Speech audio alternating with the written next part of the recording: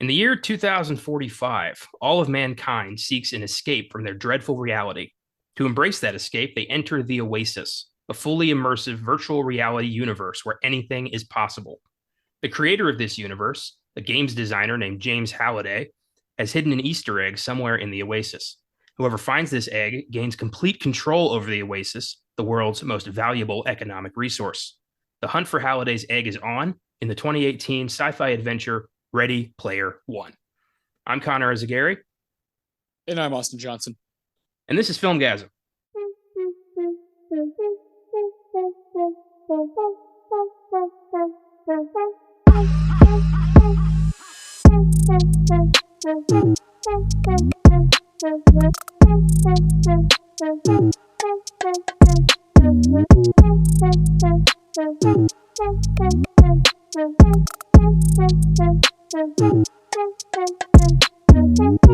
Welcome to the Filmgazm podcast. Austin and I are continuing our journey through our selections from our top 10 films of the 2010s episode. Today we're discussing my number 10, 2018's Ready Player One, a just complete over-the-top, fun, pop culture eating itself adventure that I fell for pretty quickly. Safe to say. Yeah. So what is your history with this film? I'm curious. We were working at Draft House when this movie came out, and I want to say, I can't remember what month it came out, but I remember it was really popular, did really well, and I wanted to see it, So I was living with four other dudes at the time. All of us went to like a late screening. I think I got a couple of us free tickets. I was like, oh, I'll try to help out, like get us some discounts and whatnot. So we all went, and one guy loved it. He was like, oh my God, that was so sick. But he's also a huge, like, Star Wars, Back to the Future, like he's like that's his jam. That's his stuff. And then the other three guys were like, that sucked. they were like, I didn't like that at all. I just don't care. And I was somewhere in the middle, I was like, I was entertained, but I also didn't really remember it very well up until I rewatched it a couple nights ago. And so that was just my second time a couple nights ago. And it's not for me. It's not made for me, for sure. There's some stuff I really respond to. Of course, there's certain kind of, 80s homage stuff that's going on that I really like. But I'm just not super concerned with the story, or it doesn't pull me in. Some of the acting I think is kind of bad. And so it doesn't totally fulfill, my kind of like movie mind. But I see why some people, including you, like love this movie and have kind of grown attached to it. Like I get it. It's not something that I don't understand. I think it's a pretty divisive movie. A lot of people rag on it and hate on it, and then there's people who are like, that was just a lot of fun, so fucking sue me. And I'm somewhere in the middle. I'm not gonna rag on it. It's not a piece of shit. I would never call anything Steven Spielberg does a piece of shit, because it's not. And I also am not, head over heels for it. I'm somewhere in the middle. Fair enough. Yeah. Okay. This is pretty much an inverse of what happened last week, which is cool. Yeah. Yeah. Except Adam's not here. Yeah. It would. Yeah. Twice in a row of me having to defend my crazy opinions from, like, against you guys would just be too much. Hopefully next week we're all on board. We're all hopefully. I really hope so. I'll be shattered if we're not. There's certain movies I watch where, like, I'm watching them and I'm not digging it, and I'm like, I just feel bad that I don't like it because I know that you're gonna die a little inside, and I'm just like, oh, I'm not gonna like this. Yeah. There's some that I know that going in, I'm like, oh, he's probably not gonna like this. But next week I feel pretty confident. I feel pretty good. Good to know. So yeah, this movie, I know I was born in '95, but I grew up with mostly '80s pop culture. So I have a big affinity for the just, the geek culture of the '80s, and this movie's built on that shit. So yeah, it was made for people like me who just love that stuff to death. And I know you're not that well versed in the '80s, so I understand this, not really resonating that much with you. So I get it. Yeah, and you've read the book. I did read the book. That helps. I know all of the references. Just that's just not my stuff. Like I love Back to the Future. Seeing a DeLorean is cool. I just don't need it, I guess. you know, I don't need it. I don't know. I also I'll bring up some other stuff later. I'm curious to hear like what you think about it. So I am stoked to talk about it because it's a fascinating movie that's now already 5 years old. Fucking weird. See, when I was a kid, like my relationship to DeLoreans, if some creep drove up to me in a van and it didn't say free candy, it said free DeLorean, I would have gotten molested. Oh my god! I took a drink of my soda and I'm regretting it. Jesus Christ! I love that shit to death. I would have been tricked immediately, like, oh wow, and then we wouldn't be having this conversation. Yeah, yeah. Well, yeah. But My life would be drastically different. Yeah. I love I see a DeLorean in a movie and I'm like, all right, this guy gets me, and I'm on board almost immediately. It's a problem. You reference Back to the Future. I will be your best friend. no matter how you do it, I'm It in. is pretty much, yeah. Uh, so there is a lot of bias for me with this movie. There's a lot of just oh look, there's Beetlejuice, oh there's Alien, and I'm just like that. I've got blinders on at that point. So I understand that for sure. But I will defend this movie's fun story because I love a nice quest, and I love the idea of like pop culture being the most powerful economic resource of the future. I mean, that's just neat. And Yeah. I would thrive in that universe. Like I would be I'd be one of those scholars just working for the company, knowing all this shit. It's a job that like I wish I am 100% qualified for, but cannot get hired for in this century. Yeah. Yeah. Yeah. Yeah. You gotta wait till 2045. Yeah. So I saw this film also, also when we were working at Draft House. I didn't intend to see it. I saw the trailer and I honestly thought pretty much what you thought after you saw the movie. Like, I don't really need this. And I don't know who told me to. Somebody convinced me to go to the employee screening.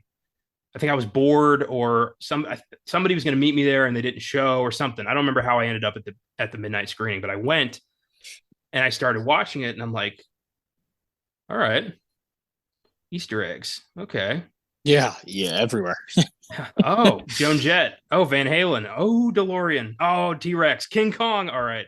So I just I gradually getting way more excited at this movie. And then I was like, oh my God, they're going into The Shining? Like, what the fuck? This is so neat. And then when the climax happened, I could hear the storm building outside. It was like a huge rainstorm was happening outside.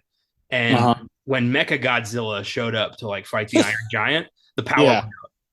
like the power of the whole damn building went out, and I was like, no.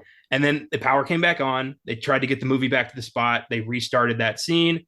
Power went out again, and I was like, fuck. So they were like, we can't get it back on board. Everyone's got to go home. And I'm like, it's the end of the movie. Like, what? You can't do that to me. So So frustrating. I left with cinematic blue balls and had to go see Yeah. it I had to go see it the next morning before my shift.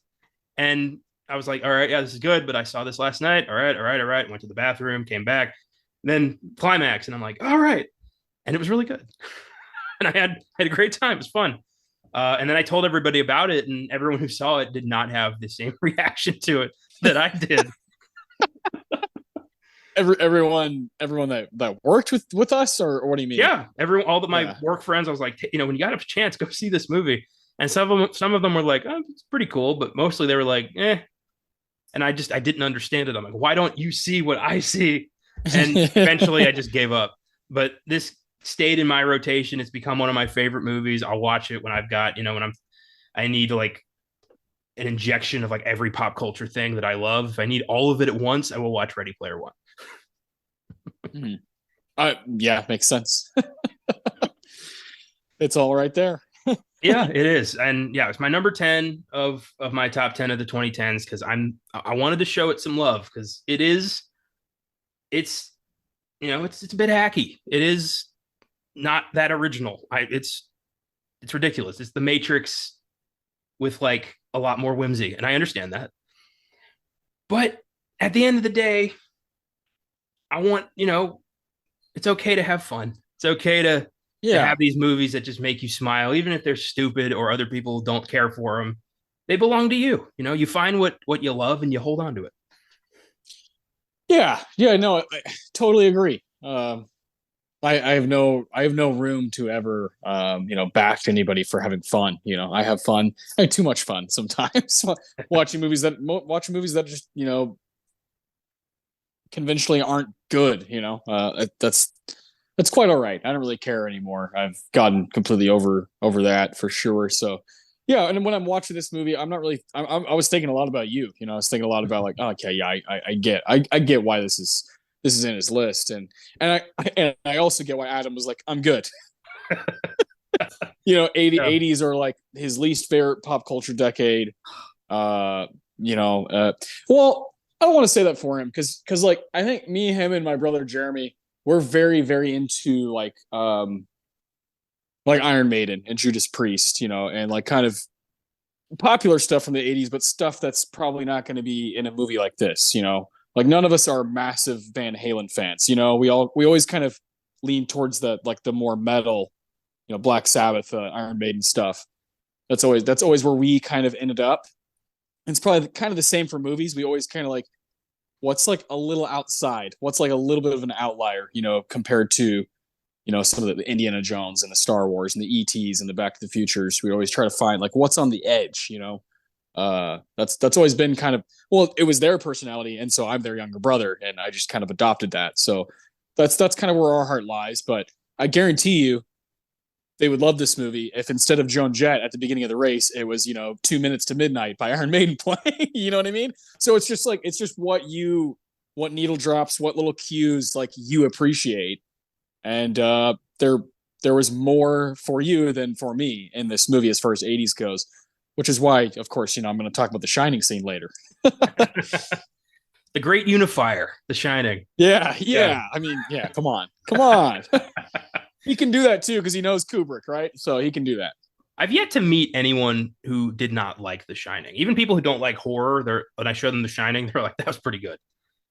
So I love it. That movie really does kind of just, it's the horror movie that, brings people together. It creates friendships.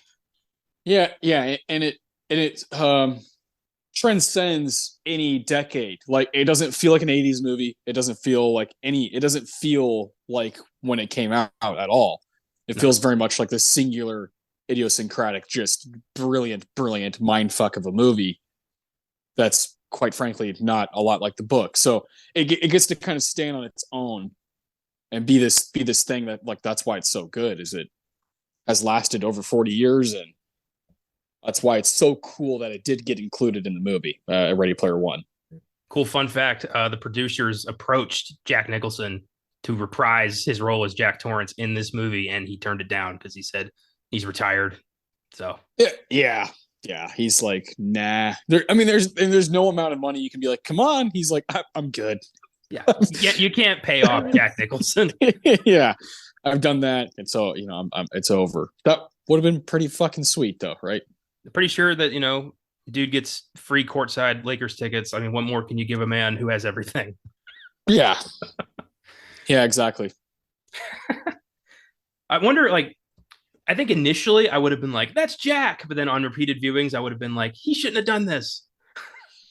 Also, how old he is, right? I mean, So he's 86. So this is 5 years ago. 81-year-old Jack Nicholson playing Jack Torrance would be like, yeah, like it'd be more creepy. So it would be. I'm glad that Dr. Sleep went the other route and just casted a lookalike. Oh, yeah. Yeah. And you can't. I mean, yeah, you can't do it. And we've seen you can't do the whole de-aging thing, because De Niro looks absolutely bonkers in The Irishman. So I don't want to see people do that to Jack Nicholson either. I don't want him to get de-aged. That'd be too weird. The best that tech has looked yet, honestly, is the first Ant-Man movie when they de-aged Michael Douglas in the beginning scene. That actually has, I watched Ant-Man recently. That holds up. That bit, actually, he does look pretty decent.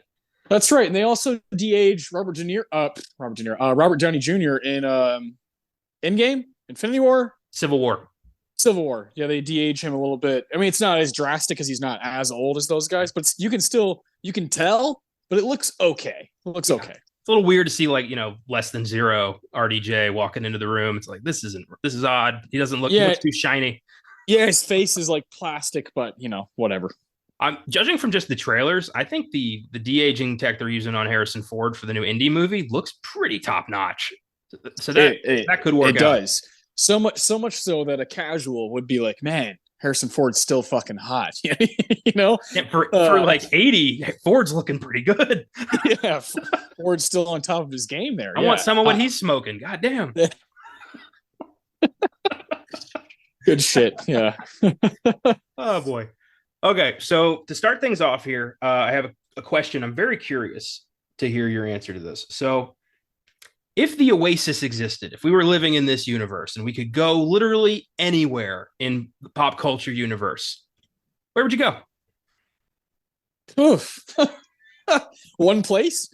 Yeah, like go to a movie, a book, a video game world, a franchise world, and pay for powers or whatever, and do just live in that world for a little bit. Like, where would you go? Jesus. God. I kind of wish I would have known this, just so I could have wrote down a couple things. Oof. I'm trying to think now. Just what are my favorite? A lot of my favorite movies or favorite books are like not fun to go to. So, I think I'll say this off the top of my head. I think it'd be cool to go inside of Paul Thomas Anderson's vision of San Fernando Valley boogie nights, like late 70s. Hang out with Dirk Diggler and Scotty J. Jack Horner. I feel like that'd be a good time for a weekend, and then get the hell out. That is an interesting answer. Yeah. Okay. Boogie Nights World. Like in 1878. Yeah. Before William H. Macy shoots his fucking head off. Yeah. The fun part of Boogie Nights. The fun part. Okay. Yeah. The rise of Dirk Diggler. I'd love to be Chest Rockwell, right? Come on, who wouldn't want to be his fucking sidekick? Who doesn't want to be John C. Reilly? People say I look like Han Solo, so Beautiful. That's fantastic. Yeah, there's so many different answers to this question. I mean, there's so many places I'd love to go, so many lives I'd love to assume. Off the top of my head, though, the first place I went obviously was Back to the Future. Hill Valley, 1985. Go to Lou's Cafe, have a tab. Yeah, and not just do the like the visiting thing. It'd be cool to get to live in this world and kind of immerse yourself. If I get to really think about that, I'm sure I could come up with a bunch of answers. But that's a great question. Because if you take away, it's not just the 80s, you can go anywhere, you can go back thousands of years, right? I mean, who knows? Who knows what you do it'd be cool to be alongside, our friends at Jurassic Park, right? It'd be cool to be there for the first visit and then leave before the T-Rex shows up. Get on the boat and funny, like reading the paper, like what that place, everyone's dead. Holy hell. Yeah. Or I mean, of course, like it'd be fucking sick to be, Mr. a different color, be Mr. Blue or Mr. whatever in the Reservoir Dogs, and like be fucking robbing banks and stuff and jewels. Like if you were in Reservoir Dogs and you were like at the breakfast and you'd seen the movie, obviously, so you're going into work, would you just immediately be like, oh, he's the rat right there? I feel like check him for the badge. He's got a badge. Check him. I feel like if you put yourself in that spot, and you shoot, what does he say? You shoot me in your dreams. You better wake up and apologize. I'd just be like, that was sick. Like what he just said was so sick. Mr. White, you're fucking awesome. I'd have such a hard time not geeking out, just like being around, these guys, right?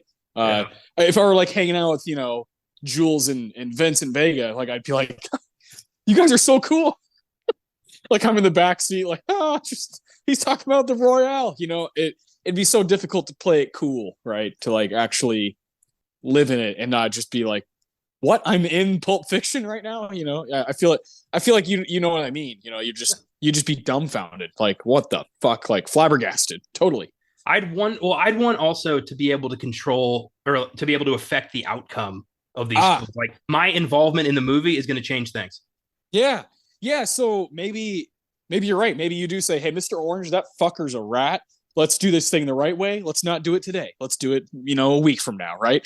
Like you could alter Reservoir Dogs to not be what it is, which Yeah. is like you're fucking with history. By the You're end of the doing what week, Tarantino does. by the end of the week, no one's dead. You work for Joe Cabot directly because you found the rat, and you're organizing the next heist. Bang! You're finding your own your own team of shitheads. Yeah. Oh man, I mean, be so cool. But that's an excellent question. Of course, you're going to gravitate towards like what are your favorite stories or favorite movies. But I'm sure if I really looked at like my Letterboxd or like really looked at some of the books that I love, I'd find some random stuff that'd be like actually fun to go there. Yeah. Fun to just go into the world. I'm not a big Avatar guy, but I can't say I wouldn't like to go see the places that James Cameron has has created, right? I mean, come on, like who wouldn't want to at least just go see that in person? Yeah, if this tech existed in real life, I'd waste away going everywhere.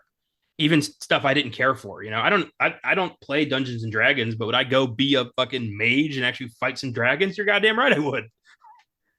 Yeah, I wonder how I would actually be because I relate a lot to one of the last lines of Ready Player One when what's his fucking name? Parzival? How do you say it? Yeah. Z. I'll call him Z. Wade. Just Wade. Well, yeah. His actual name, and actually, when he says this line, he like is Wade. He's like, we close down the Oasis on Tuesdays and Thursdays, so like, because you should like live your own life, and like actually hang out with your family. I feel like I would have to set restrictions on myself, like, hey, I can only go into the Oasis on the weekends, or like set aside a couple days. That's my Oasis days, because that would be wicked dangerous. I mean, Yeah. and like I thought about if this was a real thing right now, like how would I teach? I have a daughter. Like how would I teach her about like how to be careful in the Oasis and how like not to get totally sucked into it to where that becomes your life? You're not, instead of like eating and feeding yourself, you're like, oh, I need more coin. That'd be hard. That'd be like a difficult thing to do, and like add a whole other thing to parenting. That's actually the plot of the second book is Ah, they create a new version of the goggles that yeah. enables you to like it taps right into your brainstem and it enables you to actually feel and taste and like all of your senses are vibrant in the Oasis. So people Oh just boy. live there now. They never leave. Ugh, And it's God. destroying people. Like they can't cope with reality anymore because it's not like reality has become the fictional world for them because they live full time in the Oasis. Yeah, yeah. So it's like it's so interesting that this guy Wade, he lives in the they call it the stacks, which I think is awesome in fucking Columbus. Like what a great city to use. I think like there's like not many movies or stories set in Columbus, right? I thought that was a really good choice. It's just funny how like everybody everybody happens to live there when it's like not that big of a city. I I like how he struggles with kind of the class part of that is like, oh, like I live in the stacks, it sucks, we're poor, we like don't have money. It's like I'm just gonna get away by going to the Oasis. Whereas some people would be like, no, I want to get out of this environment. I want to have a house. I want to like make money. I want to be like, have job security, all these different things. But a lot of people seem complacent to just be like, I'll just hang out in the Oasis because like fuck it. Like I don't know what else to do. I like that part of the story more than anything. I think that's the most interesting. So I'm sure Ready Player Two sounds like it'd be more up my alley as far as just the like it kind of taking over people's lives. I like that idea. That's really cool. I think both books are definitely more up your alley because the books really go more into the class side of things. The characters aren't all that likable. Everyone's pretty gray. Decisions are made for the wrong reasons. It follows the same trajectory as the movie, but a lot of events are much different. People die in the book. Like Okay, that too. I'm like, how is no one just dying? You told me that Wade in the book is like kind of this self-loathing, like yeah, he's an incel pretty much. Like he's just a fat piece of shit who has no actual connections to anybody outside the Oasis, and he's just like the the contest and connecting with H and Artemis actually makes him realize what a horrible human being he's been, and he starts becoming a better person. But then all that goes away in part two when he's got power. So Yeah. Yeah, and then they cast Ty Sheridan, who's like a conventionally good-looking young dude, right? yeah, Just like a young white guy who's just like, yeah, he could like he not only could he play Wade, but he could like play like a high school quarterback, like in a shitty coming of age movie. You know what I mean? he's in that like that neutral zone where he could be a geek or a jock, depending on Yeah, what glasses he's wearing. yeah, kind of like an Andrew Garfield, kind of Yeah, like, dude, you're hot, but like, I get it. You can like play geek too. yeah. I Comb understand your that. hair that way, all of a sudden you're a nerd now. Yeah, and he does kind of embody. There's like a cadence to him. I don't think he's like an incredible actor or anything. There's a cadence to him that kind of reminds you of 80s young movie stars. He reminds me of Michael J. Fox a lot.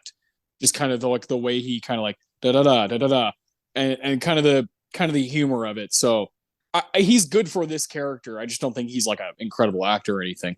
Well, that Michael J. Fox thing is probably really intentional because the character of Wade Watts grew up in the Oasis, obsessed with holiday culture. So he did grow up with Back to the Future and Teen Wolf and Yeah, Breakfast Club and 16 Candles and all that. So he probably modeled his personality after all that shit. yeah, makes sense. And so it's 2045, and maybe they say this in the books. Is there no pop culture from?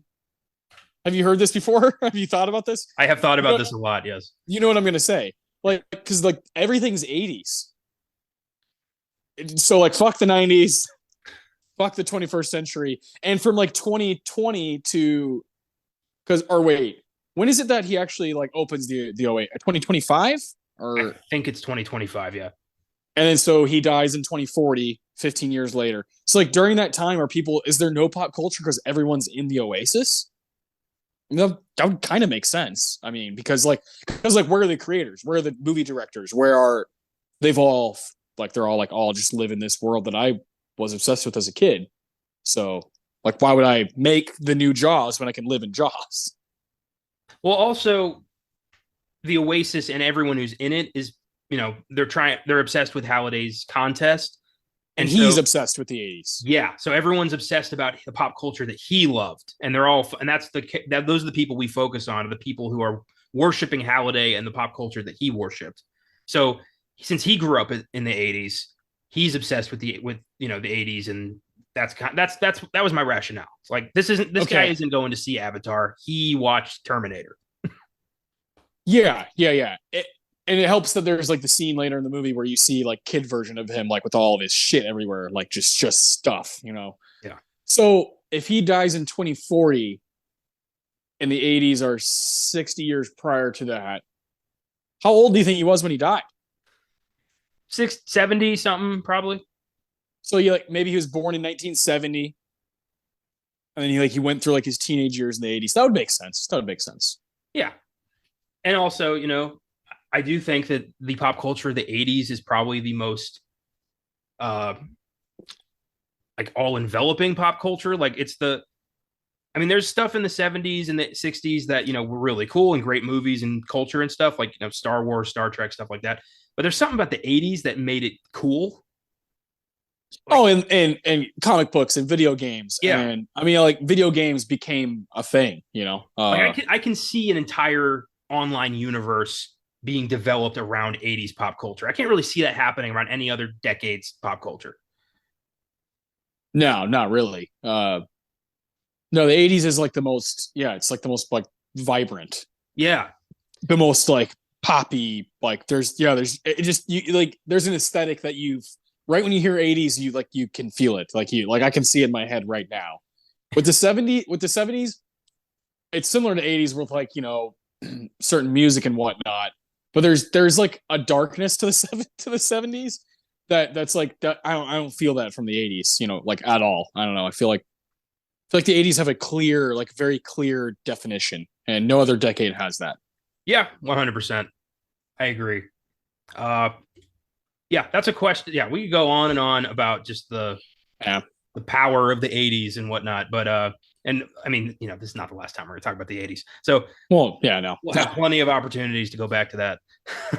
Yeah, so I guess your initial question was, what world would you go to? Where would you go aside from Back to the Future? Um, If you had to go outside the 80s, where would you go? I had to go outside the 80s. Okay. I would. All right. I was thinking about this earlier today. Are you going to Shawshank to hang out with Andy and Red? Am I going to get raped by the sisters? No, thank you. Uh, which would technically be like in the 40s or 50s. Yeah. I'm going to stay away from any prison movies just because I don't know how powerful the AI is going to be in there. Connor was here. Oh my god. Fuck, that's dark. Yeah, it is. I would go to the world of the X-Files. Ooh, okay. I would kick Scully out, and I would be Mulder's partner because he needs someone backing him up, not just on the streets, but in here, in his head. Because Scully just second guessed every single thing he was investigating, except when it was God, in which case, she was like, "It's God," and Mulder's like, "Fuck that, God's not real, aliens are." I love those, but I would want to investigate, the liver guy and mutants and aliens and shit. Like that would be the best. Be terrifying, but it'd be the best. Yeah. No, that's a great answer. You went with like a kind of a TV world. Nothing wrong with that. I'd love to be like, if you're talking TV, I'd love to be like fucking Badger in Breaking Bad, like a side character who's like kind of knows what's going on, but is also an idiot and just like gets to fucking smoke meth whenever he wants. It's just hanging out in Albuquerque with Combo and Pete. Well, I mean, technically, you don't need a video game to go do that. You can go smoke meth in Albuquerque as much as you want. That's true, but I think I'd rather do it in video game version so that my actual body doesn't have the effects. Yeah. I've always wanted to know what it's like to smoke meth, but I'm not willing to do it. That would, that would be a cool thing to do. If I had this kind of universe, I would try so many drugs. I'd jump off of mountains and shit just to do it. Yeah. So, okay. That's a great point. I've always wanted to be, I've never like had quite the opportunity. And now I just feel like I'm too much kind of a wimp these days. I've always wanted to do like the Point Break thing, like go surfing and, do like adrenaline rush stuff, It'd be really cool to go surfing in the Oasis without like maybe dying. That'd be great. Yeah. All the reward, no risk. That'd be fun. Yeah. Hang out with Johnny Utah. Come on. I want to go like murdering with John Wick. Oh yeah. Or like get murdered by John Wick. Like, John Wick killed me. What does it feel like to have your neck snapped by a master assassin? Let's find out. Yeah. It'd be really cool to get like a bunch of your friends and be like, all right, we're gonna like do the staircase scene from John Wick 4. Like we're gonna be the ones that he's killing. Like, oh, that'd be fun. That's crazy. Yeah, the implications are really like endless with this. I'd go hang out with the Patty's Pub crew and just get into all sorts of crazy ass shenanigans. Yeah. That like breaks my mind because like I've always wanted to hang out with them.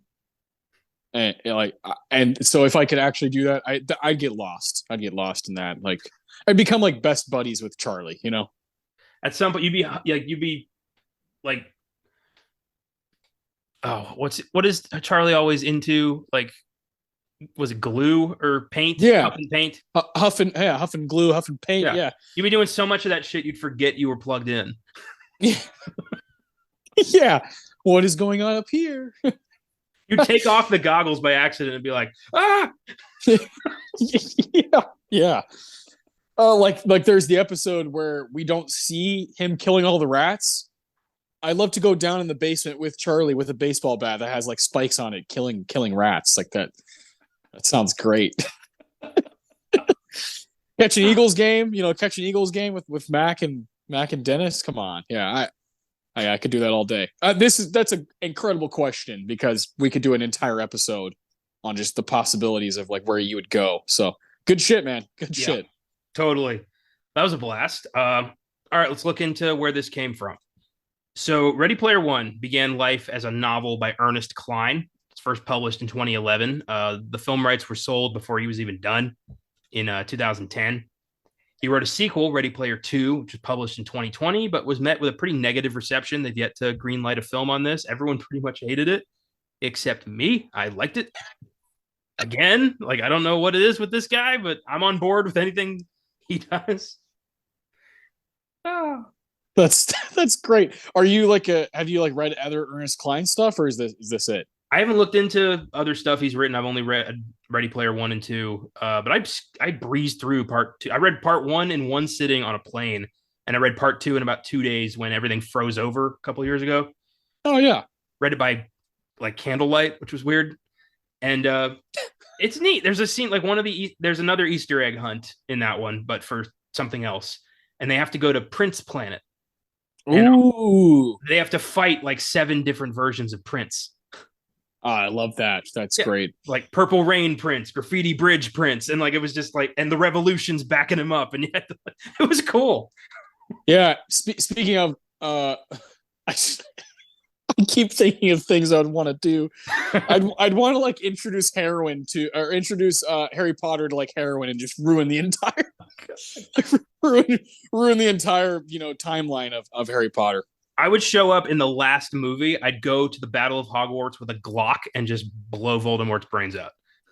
Yeah, yeah. Introduce guns. Yeah, having a little chaos. Yeah, like or go to the night he kills like Harry's parents and just give him like a gun and say like Voldemort, it's real easy to kill a baby. Just don't use magic. Here. I mean, come on. All you gotta do is throw him out the window, and there is no Harry Potter. Oh man. Yeah. I'm not saying I'm okay with that. I'm just saying there were options, Tom. There were options. You could, yeah. Tom. Yeah, yeah. No, it'd be fun to like ruin just entire, franchises in these stories. I'd go to Lord of the Rings. Like, yeah. That's exactly where my mind went. Yeah. Oh, Jesus Christ. Like when he says no, don't fucking take that ring, you stupid bastard. Oh man. So good. Oh my, I'd take the ring and just give it to Saruman. And just see what happens. Do what thou wilt. Not my problem anymore. Yeah. Yeah.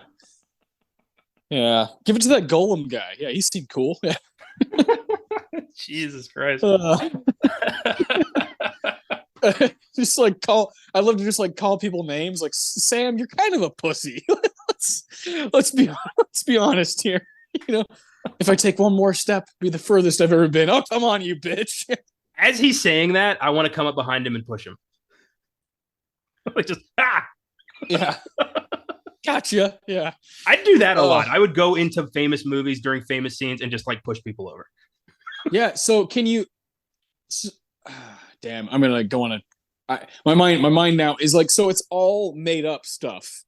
Like you can't necessarily change. I mean, obviously by changing pop culture, you can change the real world. But like I couldn't go to like Michael Jordan's last game and like block his shot and be like, ah. Well, you could, but like it's not gonna have an effect on the world or anything. Like, you could go to like, play a game with Jordan and like beat him. Like you could do that. And you'll always lose.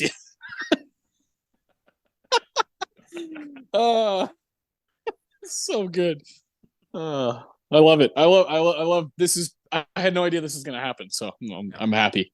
I imagine like most people are just gonna go to like the porn world and just stay there for a while.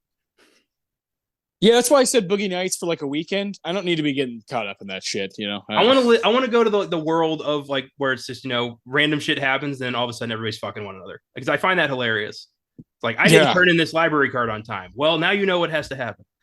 It's like eyes wide shut. Yeah. Orgy. Oh man, this is great. Good stuff. Yeah, I have both books. If you ever want to read them, they're quick reads and they're fun reads. Yeah, I may do that. It might change, just kind of like my perspective. So yeah, maybe I'll do that. Cool. So Warner Brothers acquired the rights to the book in 2010. Spielberg signed on to direct in 2015, and basically said like any reference to his own work in the book, he's going to cut. He thinks it'd be basically filleting himself to just throw in his own work. Like there's no ET. He kept the dinosaur. He kept the T-Rex from Jurassic Park because he was like people would like that. But Yeah, it looks great. Yeah. there's no Indiana Jones references in this. There's no ET. There's no, I don't know, like there is, he produced Back to the Future, but he was like, I got to put a DeLorean in there. Like, Yeah, yeah. I mean, you can't do 80s without. Yeah. yeah, people would be like, where's Back to the Future? Yeah. I would be like, where's Back to the Future? We wouldn't be having this episode if the DeLorean wasn't there. You know what? Maybe. It's a possibility. Yeah, whether I guess, like how, yeah, no Jaws, it's like there's no way to. Yeah. I mean, they could have figured out a way to have have a shark, but I like that. I respect that. I do too. He wanted to do this, but he also didn't want to make it look like he was, jerking himself off on screen, which I get. I like that. I respect that big time. Yeah, it shows like a certain amount of grace and just kind of respectability to highlight. Here's my peer. Here's Stanley Kubrick on a platform. Here's Robert Zemeckis on a platform. I like that a lot. It's cool. I do like there is a lot of ego in there though, where it's like, I know my work's the best, so it wouldn't be fair if I just showed off my own stuff. I love that about him too. I love that he's both respectable and a prick. Like I love that. He I feel like he'd be fun to hang out with, but there'd be a couple times where you'd be like, wow, that guy's just full of himself. And rightfully so. Yeah, if I had made that many masterpieces, if I was that influential on culture itself, you're goddamn right it would go to my head. Yeah, and it definitely has come to a halt here with last year's The Fabelmans. It's like, oh, you finally did it. You made a movie about yourself, and I loved it. I thought it was fucking great. So I was all in. Only Spielberg could say, my mom is a whore to the entire world, and everyone be like, okay, yeah, here's a hug. Yeah. Kind of weird that you did that to your mom. Like showed off your family's dirty laundry like 50 years after it happened. Yeah, have you heard of Therapy, Steve? But I did like The Fabelmans. It was a good movie. Yeah, I thought it was fucking excellent. One of my favorite movies from last year. So, and probably my favorite scene from the entire year was the last bit there with my guy David Lynch. So, yeah, I'm very grateful for that movie. You'd go to Twin Peaks, wouldn't you? Oof. I don't know, man. Yeah, for a little bit. I don't even like coffee, but I want some of that coffee. Yeah, me too. I mean, to have a piece of pie with Dale Cooper, sure, of course, but I wouldn't want to hang out there for long. It's too fucking weird, There's too much weird shit going on. That's a lot of my favorite places, though. A lot of my favorite like movies and shows and whatnot. It's like I don't really want to go there. It's fun to watch from here, from my bed, from my couch. That's how I feel about Breaking Bad. It's like I love that show, but if I was involved in that, oh my god, I'd be shitting my pants constantly, like terrified I was going to get blown away by the cartel or this crazy chemistry teacher who's gone off his rocker. It'd be fun. It'd be fun though to witness certain things that happen in Breaking Bad, and like you're just a guy who's just there, like you don't have to be a main character. You could just be some dude who's like, you could be like waiting. You could be like in the lobby waiting for Saul. You could be waiting for like an appointment with Saul Goodman. That's the kind of stuff I'd want to do in Breaking Bad. I would want like a DLC adventure with like me hiring Saul to like get me out of jail. Just no connection to Breaking Bad whatsoever. Just I'm about to be up for some bad charges and I need help, so I hire Saul Goodman. Yeah. Better call Saul. Yeah. Why not? Yeah. I mean, yeah, this is great. We could do this forever. We could go through every decade and pick our favorite, places we'd want to go, whether it be TV or movies. So I don't think we're ever going to have a better opening question than this one ever. That's high praise. It's become the episode. Yeah. I would make a Nicolas Cage playlist of like his best adventures and join him. Like I'd go into Face Off and National Treasure and Con Air and just be there. Yeah. Like, kicking ass with Cage. And he's fully aware I'm there and he's constantly giving me like, way to go, man. Good job. That's righteous. Just crazy compliments. Yeah. Yeah, that'd be fucking great. Yeah, just always hanging with Nikki. As whatever movie it is. Like fuck it, let's go to Ghost Rider. Let's do it. Yeah, ride some motorcycles. Come on, with I'm in Nick. like I'm like in the sidecar on his like fiery Yeah, motorcycle, with also on helmet. fire, but like with a helmet on, just like super excited, like Yeah, that's him. Yeah, this is the guy that I'm obsessed with. Yeah, in Con Air. Like, can you just say Con Air, man? I just want to hear it. Just want to hear it from I your just want mouth. to see the hair blowing in the wind, and I'm good. Yeah, Oh yeah, my man. god. Yeah, it'd be so cool to be able to do that. I want God to steal damn. some huggies with H.I. McDonough. Yeah, can I fucking go bowling with the dude? Come on. Oh my god. Yeah, it's endless. It's like we'll get sucked down a rabbit hole. Like it's Yeah, here we are. Yeah.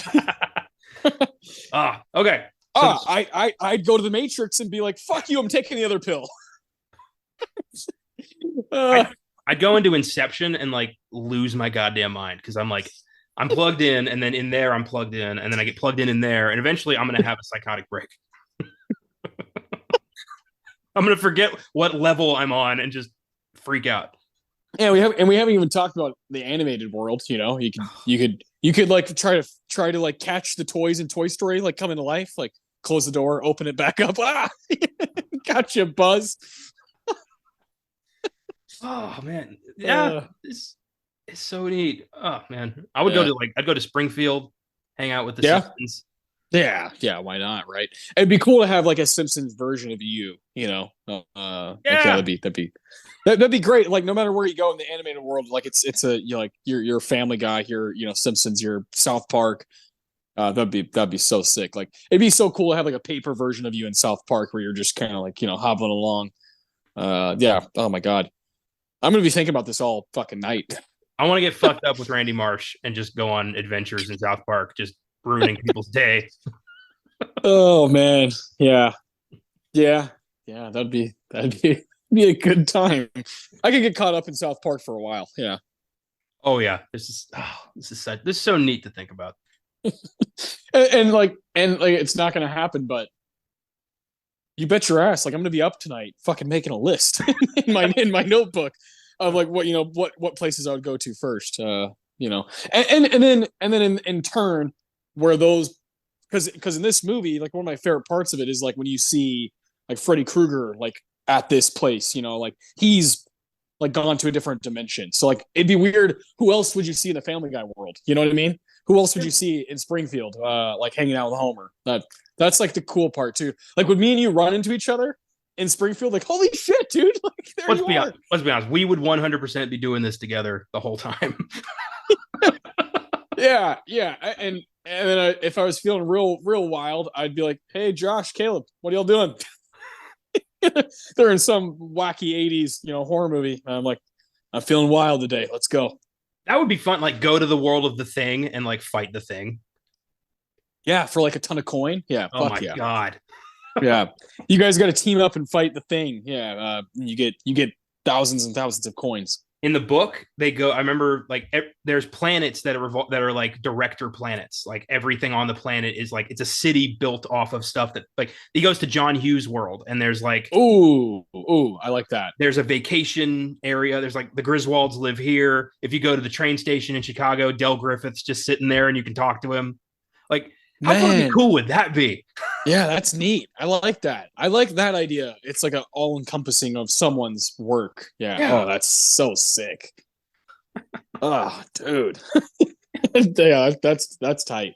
I like Yeah, that. it's so. I love this idea of just everyone understands and respects and idolizes pop culture. It has consumed the entire world. It has become the most like important economic resource, and everyone just lives in it.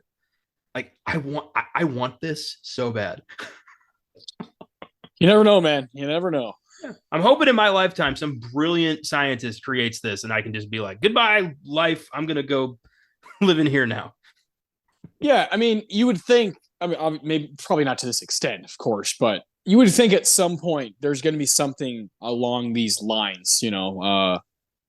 It's not going to be the exact same because that's probably impossible. But hey, you got to do the impossible, like Holiday. So Well, hell, yeah. in the '90s, people thought like this was impossible. The smartphone. Well, oh, we have VR. Yeah. We have the first step is like capturing the motion and like you're actually there. That's like the first part. We've already, I wouldn't say mastered it, but we've like pretty close to doing it as well as we can. And that's the thing. And people can just go buy that at fucking Target. Like it's insane. So you can just order it on Amazon, and there you are. You're fucking shooting people, and it feels like you're shooting them. It's scary, but also wow. Here we are. Yeah, we're only in our late 20s. The amount of scientific advancement we've seen in just like the last 15 years alone has been insane. Imagine what we're going to see in the next 15 years. I don't know. Yeah, so 2045 is about 20 years away. I expect the world to look a lot different. Yeah. I hope we, start moving in the right goddamn direction for once. That'd be nice. Yeah, it'd be cool if the whole like hunger thing was like the top of our priority list, but maybe stop banning books because you disagree with them. Like, come on, stop it. Yeah. So the script changed some major things from the book, particularly the 3 challenges. They're very different in the book. If I remember correctly, the challenges in the book involved Dungeons and Dragons pretty heavily, and the film War Games. Okay. One of the challenges is literally he has to recite the entire script of War Games from memory. Whoa. So not exactly translatable to film, unless the middle of this movie is just the entire movie War Games. And no thanks. Yeah. Yeah, which would be that'd be bold as hell, but it wouldn't go well. It'd be hilarious. Yeah. Eventually, you'd be like, "Are they doing the whole movie?" At what point would you walk out? Like, would it take like 10 minutes, 20 minutes, an hour? I feel like I would get to the point where I'm delirious and it's just hysterical, and because if with that in mind, it'd be like Steven Spielberg okayed this, like what a funny thing to do, like such a fuck you. So yeah, we talked about Wade Watts he's a lot more likable in the movie. Some of the characters who died in the book did not die in the movie. The movie's a lot more aimed more towards I think a younger generation, whereas the book is very much like unapologetic. There's a lot. The book's rated R, basically. God, if this movie were rated R, oh boy, it could do some serious stuff. Yeah. Oh yeah, be a lot more. Like what was it? The crotch bodysuit. Like that'd be a lot more happening with that. Yeah, a lot more going on with that, and like I feel like the people in the stacks would be like fucking carrying fucking lots of fucking weapons. Like they'd be like, "You want to come to the stacks? You're gonna fucking get lit up, Ben Mendelsohn." You know what I'd be really worried about going into the Oasis is like, if somebody's robbing me right now in the real world, I would have no fucking idea. Yeah. Like, how often is that? Like, has real world crime like skyrocketed in this world where you put on the Oasis, all of a sudden, like you're getting mugged and you don't even know you're getting mugged? Yeah, I feel like the human behavior would become like the beginning of Beau is Afraid, where it's just fucking chaos, just like people stabbing each other and doing just all kinds of drugs and God knows what, right? And violence is through the roof. And I would be so nervous to put that headset on, like in the stacks where people could just come and just murder me. I mean, I don't know. Yeah, I mean, at the beginning, Wade is like, walking through people's houses just to get, to the stairs. Yeah. It's so easy to just ruin somebody's life. Yeah. And people are just kind of like wandering around. it's funny. It's interesting, like I think was it you who pointed out that like, Wade has a treadmill and is like aware that he's moving around, but like other people are just walking in the street. Yeah, so he's like when he's in the van, especially towards the end of the movie, he's like hooked up. So like when he's running, he's running, but it's in place, and like that made sense. So like when he punches, like he kind of stays at a standstill or whatever. I thought that was a really smart decision, to like have him moving but not moving. And there are other people who are like inside their apartment, like Ralph Ineson's character, like never leaves that room, but he's like doing all this stuff. And then there's other people who are like in the middle of the city. And I thought it was so funny, just walking around. And they're like, holding up like they're holding a gun, and they're like, which is like probably what would happen in real life. People would just be lost. They'd be like wandering around, downtown San Antonio, like walking into the fucking river, like, I feel like, do you remember the planking challenge where like people were like falling off of shit because they were like planking in weird places? yep. There'd be a lot more of that. A lot of just accidental death from dumbass people. Yes, 100%, man. People get so you I know. I feel like it would get to the point where like running somebody over with your car would no longer be like that illegal because it would happen so much. It'd be like a Yes. fine at least, at most. Yeah, I love the idea of someone being like at a red light and they put on their headset like, I'll just play some Oasis real quick. you know, uh, So many idiots would do it while they're driving. Oh my yeah, god. They like go into yeah. like the Mario Kart world and just start wreaking real world havoc in their fucking van. Oh Jesus, yeah, yeah. This is the kind of stuff my mind goes to with a movie like this. How fucked our society would be if we really had this. Oh boy. Jesus. Oh boy. Okay. Filming took place in Birmingham, England, which stood in for Columbus, Ohio. I thought that was interesting. Huh. Yeah. Interesting. Yeah, very interesting. I mean, most of the movie's green screen, but Yeah, yeah, yeah. Columbus had to look like something, and I guess they couldn't film it in Columbus. I find that funny. Like when the real world place exists, and you're like, I know what'll work. Birmingham. Like what? Yeah, let's go across the pond for this. Yeah, maybe it was like cheaper. Maybe it was like because this is a big budget movie. Maybe they're like, hey, we can cut some costs by maybe they're like the to pay for that land to film on. Maybe it was like cheaper, but because the CGI could not have been cheap. No, but I can't imagine it's that expensive to film in Columbus. I mean, They're there's like, certain they're like, people, oh, if you're gonna film here, you're gonna fucking pay for it. certain places like L.A., New York. I get it, but Columbus, Yeah, yeah, Spielberg couldn't foot that bill. yeah, yeah, yeah. He's like, guys, let's cut the cost here so we can spend more on making sure we get that King Kong looking nice. Yeah. Oh, I mean, yeah. hey, Okay. I can't blame him. I'd rather have a nice looking King Kong than not be actually in Columbus, Ohio. I don't really Yeah. care about that. You got to digitize that monkey. Otherwise, And yeah. is IOI in Columbus, right? I assume, considering how Columbus, Ohio has just become a fucking mecca.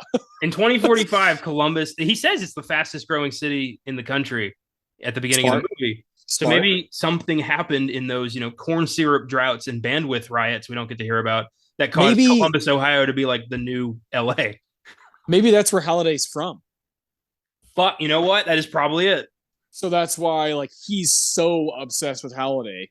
And that's why the Halliday, maybe like Columbus is now the New York City because he's brought like Silicon Valley and New York tech to Ohio.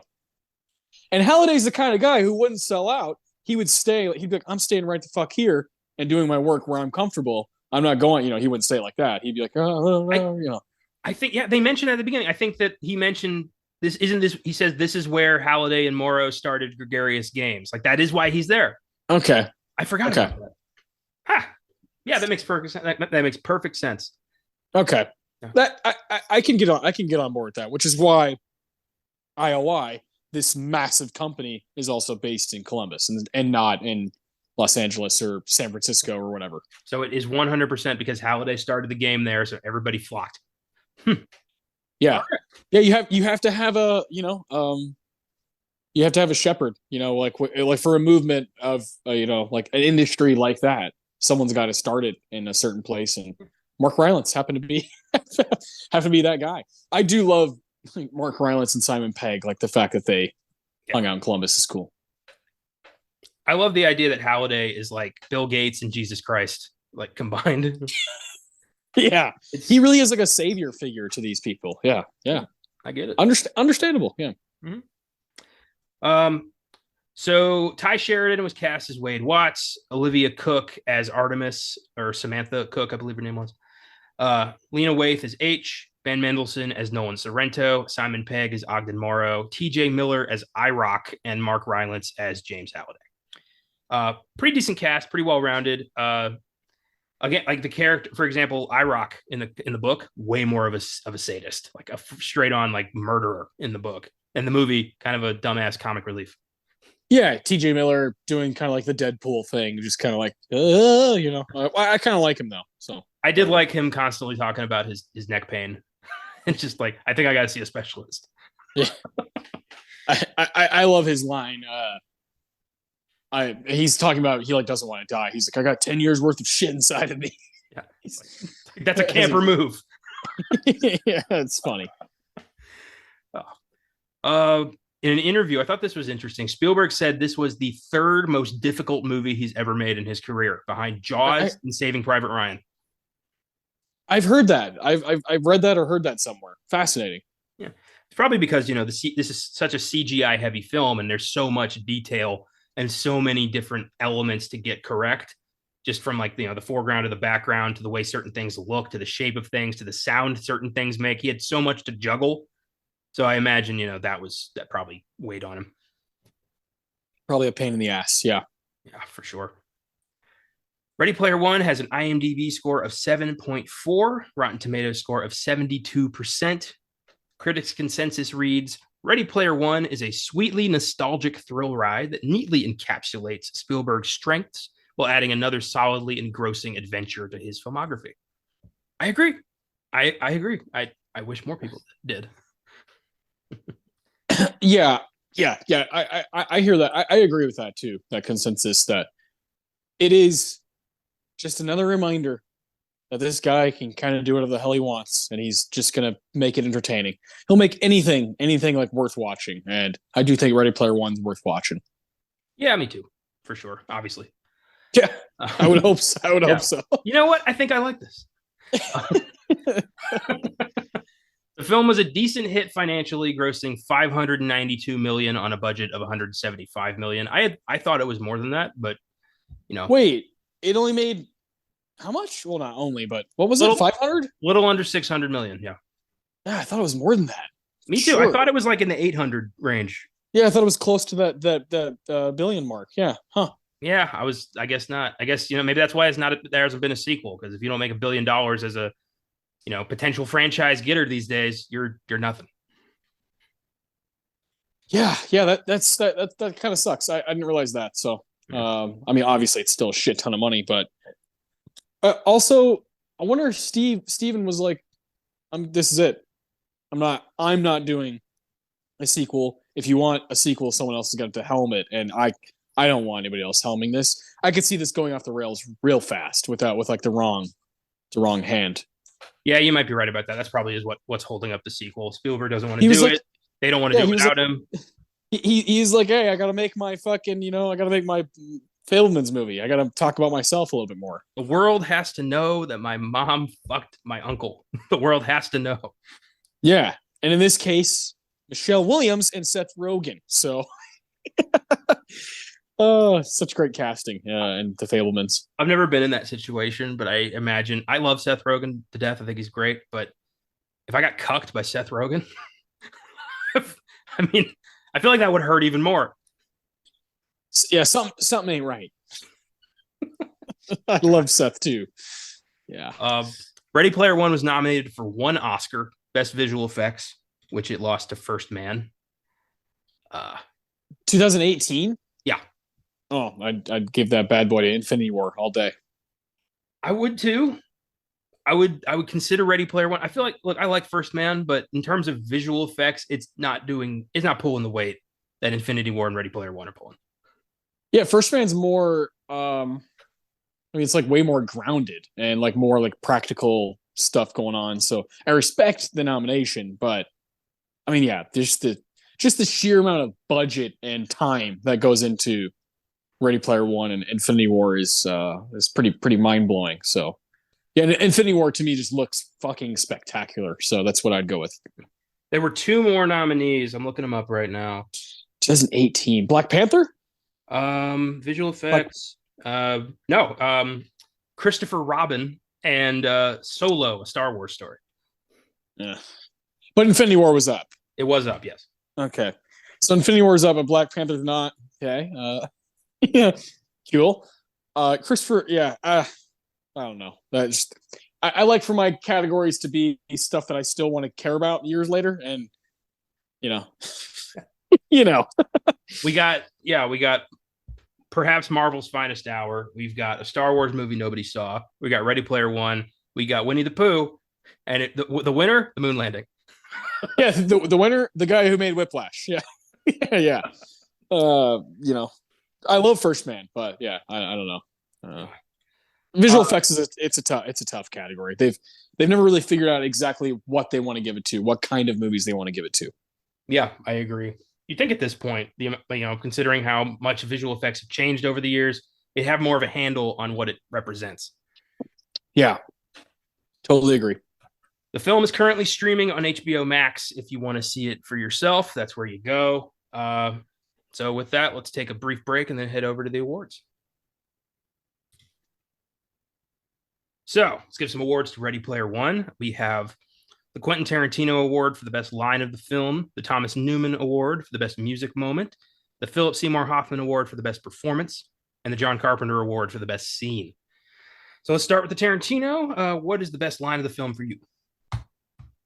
Pretty simple line I have here. Just kind of relate to it, but also think it's I don't know. I don't know how to articulate exactly how I feel about it. I'll say it first, and maybe it'll come to me. It's from Halliday. Mark Rylance, I think, is pretty good in this movie. Pretty solid. He's kind of the savior of this world. I've always loved the line. I liked it when I first saw it, so I remembered it, and for that reason, I remembered it, and I was also impacted by it this time when I watched it. So I kind of had to go with it. You know, it's the one that stuck with me. Yeah. And it's the famous line of "She wanted to go dancing, so we watched a movie." I love that. I love that line for many reasons, not just because if anybody said that, it could come across as pretty douchey. But when it's coming from Halliday, this guy who has some like obvious trauma and whatnot that's happened in his life, and this inevitable like awkwardness that's going to follow him forever.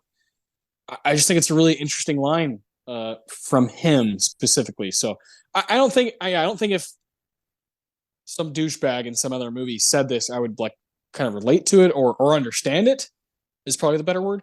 But because it's him, the timing of it, it's a kind of a cool moment of the movie. I thought it was like a really special line. And obviously we love movies here. So I understand. I understand, just wanted to go out dancing, and instead we went to the theater. Like that's such a, sorry, I don't want to do that. Let's go see a movie instead. You're kind of pulling, you're trying to show someone yourself, be vulnerable, and show yourself. And I believe that's what Halliday is saying. Some douchebags might be like, oh, I don't want to fucking do that. You're like, you have to do what I want. I think Halliday is more kind of like, I'm not comfortable. Can we please do something that I'm comfortable with? So I like that line a lot. I like that. Yeah, it's a good line that reveals a bit of Halliday's character, and he's a pretty big change from the book as well. I think in the book, Halliday's a little bit less of a human and more of this force of nature who created something that got out of his control. And in the movie, like Spielberg definitely he redid the challenges to revolve more around Halliday's like regrets in life and what he wished he'd done differently, and cutting out his best friend and never kissing the woman he loved, and like these moments that to him were the biggest moments of his life, but from the outside looking in, they weren't. And I like that, because on a certain level, I can relate to that. It's awkward revealing yourself to somebody like that and not having not having it reciprocated hurts, especially when you don't know what you're doing. And he does not know what he's doing. He clearly has no social skills at all. It's I liked his character. I thought Rylance did a great job just making this guy sympathetic and having the audience kind of understand where he's coming from. Yeah, for sure. I thought it was really, really good from Rylance. And it's kind of like a transformative type role for him. Like you don't totally know it's Mark Rylance until you like really look and you're like, oh my god, that's Mark Rylance. Like look at him, like this crazy hair and whatnot. He's just a fantastic actor. But I think do you like, is your quote from him, is your Tarantino from Halliday or no? Yeah, it is. Okay. I think there's another line that complements the one I chose a lot, but I don't want to step on it if you're going to say it. Well, let's see. Mine is towards the end of the movie. It's when Wade finally meets Halliday, not Anorak, but Halliday in the Yeah. room, and Yeah. Halliday's explaining pretty much why he made the Oasis. Yep. This is the one. Yeah. Halliday says, "I created the Oasis because I never felt at home in the real world. I just didn't know how to connect with people there. I was afraid for all my life, right up until the day I knew my life was ending.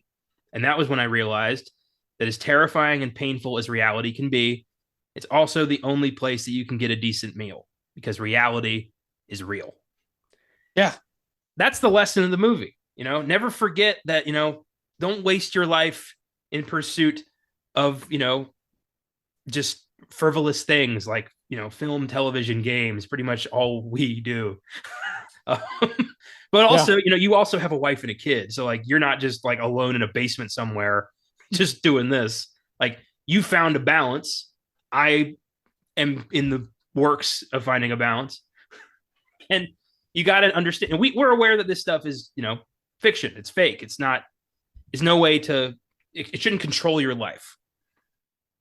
And you should always Yeah. you should always be aware of the way your life is heading and always try to find, realize if it's going in the wrong direction. Yeah. I am so glad you picked this quote because it like opens the door for the quote that I chose and like articulates like why I like it so much. It's that, but it's him saying, in reality, in my own real world, I don't feel comfortable going dancing and like being out in front of people. I want to go see a movie because I can kind of get sucked in, which is what the Oasis is, And yeah. Today, this is great. I'm having an absolute blast recording this episode. I always have fun hanging out. Of course, it's talking about movies, but it's also hanging out with a friend. But today was the first Sunday I've had off because we're recording on Sunday night. To have this now, this is out Monday. This episode. This is like the first Sunday I had off in a long time, and the first Saturday the day before I had off in a long time, and like one of the best weekends I've had in a long time. Because on Saturday, I feel like it was like so worth my time. I got to go to your graduation party, Connor, and I've been around your family, but I felt like I got to know them a lot better yesterday. And the coolest part was watching my brother connect with your family. Watching Adam, my oldest brother. And like when we left, he was like, "Damn, what a cool family," And it felt so worth our time. And when we were driving away, we were like, we could have stayed there forever, And so that like made that a great day. And then today, I like as simple and as like easy as it sounds. Today hung out here with I got to hang out with my daughter quite a bit today. We like had a pillow fight that was fucking cool. Like we just like she asked me, "Do you want?" She like whispered in my ear, "Was like, do you want to have a pillow fight?" And I was like, "Yeah." So we did that. We did that on the couch. We like beat each other up with pillows. She's 4. I won. and and and then like as a family, all 3 of us drove to buy her a new shelf for her room because her shelf has been kind of like fucking up. So we finally threw that old shelf away and bought her a new shelf and like organized her books. Great day, great weekend. That's the ideal way for me to spend like my time in my own life. But goddamn, do I love getting locked into a world and watching movies, and kind of, it's not really video games for me. It's not so much TV. It's pretty much watching movies. And when I can do both of those things in the same day, like I could die, man. I'm fine. Like I'm good. You know what I mean? I'm very aware of who I am, very aware of like what's important to me. And if I get to do both the same day, I'll take that and put that shit in the bank no matter what. I'm cool with it. That's delightful, man. Yeah, we had a great time having you guys. It was an awesome day. It was, and it was fucking beautiful outside. It was like, damn, the sun's out, but the wind's blowing a little bit. Like we hung out outside the whole time. Like we were just chatting it up, hanging out. So it was great. Yeah, I was smiling the entire day, and that's a great day when you have no lull and it's just day to night, fantastic. One for the books. 100%. And I love, with Halliday, it's also this juxtaposition of, the world reveres him as the creator. Like he's the guy who made the Oasis. Everyone sees him as this brilliant god who stumbled onto something that changed the world. But if you knew him intimately, like Ogden Morrow did, he's a lonely man who had no one, who knew, like, who lived inside of pop culture because it was safe. It was there was he didn't take risks. He created the Oasis as basically like, a hiding spot for himself. Mm. And no one sees that. Wade finds that out and realizes, I don't want that to happen to me. I want love. I want a life. I want friends in the real world. And this movie, it reminds you to take that plunge, to, in real life, introduce yourself, find somebody, make friends, have a career, have, hobbies, like build a life for yourself outside the screen. And, some people forget that. I forget that from time to time, but, thankfully, I did this master's degree, which was, a big defining moment for myself. And, that I did that with, it was about movies, but still, the Right? thesis was about movies, but hey, shut up. I'm making my hobby my job, bitch. Yeah. Pretty much. That's the goal. Oh, for sure. If you can do that, you got to try. Yeah. But yeah, I like the life lesson that Halliday represents as a character. Yeah, it works on screen. It totally works, which is why, like, if he wasn't there, if this was just a shithead, if this was another Ben Mendelsohn just power hungry character, I don't think I'd like this movie at all. I think he brings like a weight to it that I makes it worth watching the story unfold. It's because of him. So then you can guess who my PSH is. You might not like the second book then.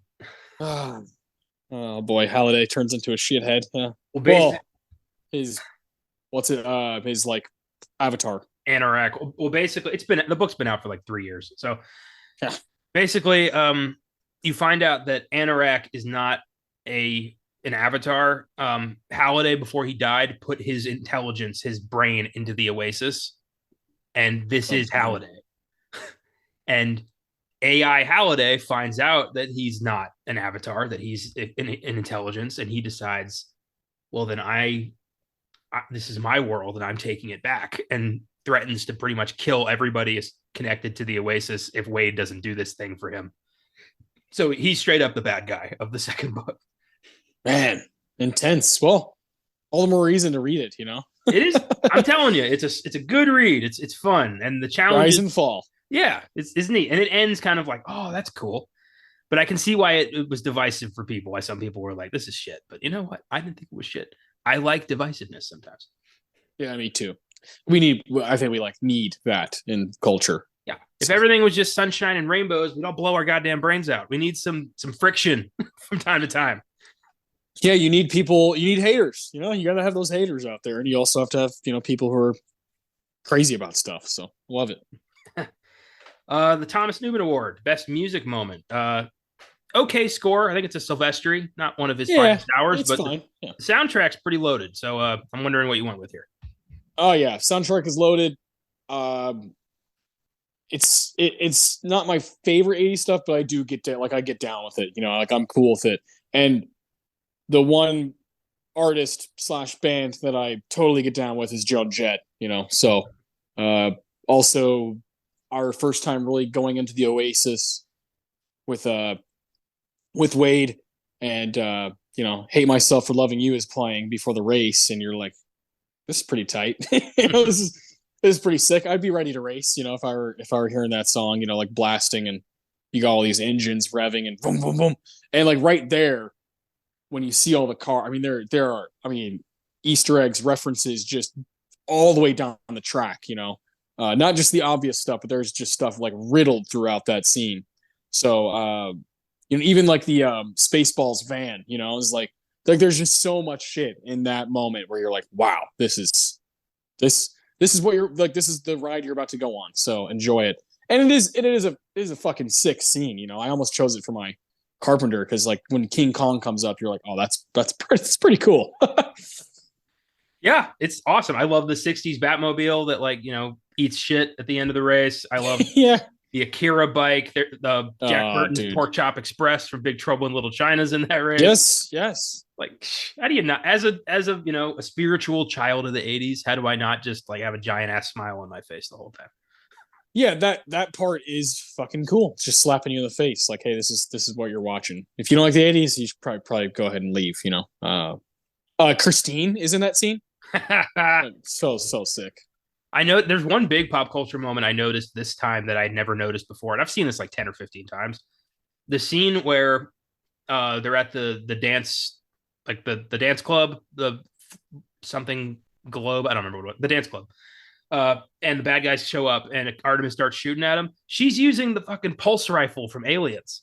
Ah, nice, Yeah, nice. I That's sick. recognize the noise of the like pew pew pew, like the shooting noise. I'm like, I know that, and then I was like, that's Aliens. It's cool. 1986. Yeah. I almost picked Joan Jett's "I Hate Myself for Loving You" for my music moment. I had it for most of the movie, and then the final challenge kicked in with Wade throwing out a call for help across the whole Oasis, and thousands of fellow players show up to fuck up Sorrento and his plan. And Twisted Sisters, "We're Not Gonna Take It" starts playing, and I was like, "Fuck yeah, get him!" Yeah, so cool. I'm not gonna take it. It's the perfect song, and Wade's holding up a goddamn boombox like Cusack can say anything. It's like, come on. A movie that I don't really like that much, but I love the reference. Never seen it. I just appreciated the reference. Yeah, it's fine. I like Cusack, but yeah, the movie's fine. A line I almost went with was it's fucking Chucky. Yeah, that's good shit. I almost picked that as well. It's just funny. Yeah, because like I would say that. Yeah, it's also PG-13, so it's the only F-bomb in the movie. I love a good, Chucky being used as a weapon. He's just chucking it at people, and Chucky's just stabbing his way through the bad guys. Chuck and Chucky. Yeah. Oh, fantastic. I mean, I would be cursing more than ever if I my saying crazy shit, like be cursing like a sailor if I saw all the stuff that they're saying. Yeah, I'm amazed everyone can just keep their composure. But I guess if this is everyday life, it becomes less of a novelty. You do get a little used to it. Yeah. Yeah. The PSH best performance. Mark Rylance. I've already spoke plenty about him. Just I think he kind of is like the glue of the movie. The character is kind of the glue, but yeah, I don't think Sheridan's like he's not bad, but he's not great. Simon Pegg for the moments he's in is really it's a nice role, but he's not in it a lot. Ben Mendelsohn, I love Ben Mendelsohn, cool character actor. I think there's a couple times I don't know what I wanted from him, but he just like didn't quite give it.